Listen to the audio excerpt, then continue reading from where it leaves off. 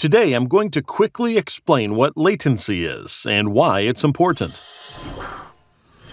If you want to record something in FL Studio, or any DAW for that matter, then you need to know latency. Latency is basically the time it takes from when the audio signal enters the system and when it emerges out from your speakers. This is particularly important to keep in mind when recording because it can cause your recordings to be out of sync. When recording either MIDI or a microphone, you need to know latency. Let's record something first so that we can have something to work with.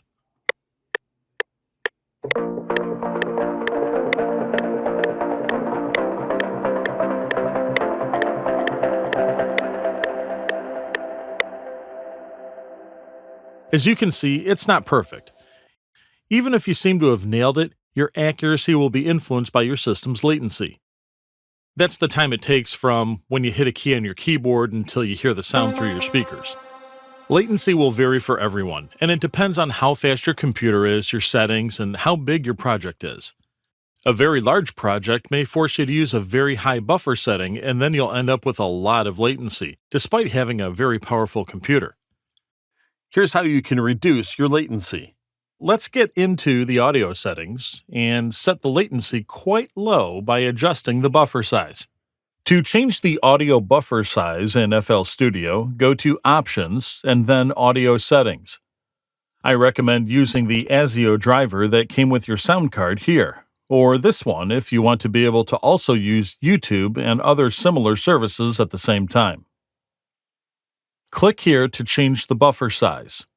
Lower values provide less latency. Increase the buffer size if you start getting crackling and glitching audio. I'm using the Sapphire ASIO driver, and I recommend that you always use the one that comes with your audio interface. The buffer should be set fairly low when recording. Set it as low as you can. Usually anything between 128 and 500 will work fine.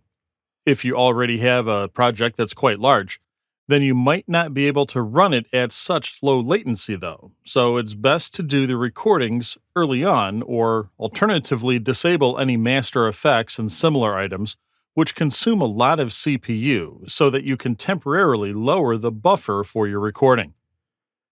If you start experiencing performance issues, you might have to start freezing tracks in order to free up CPU time.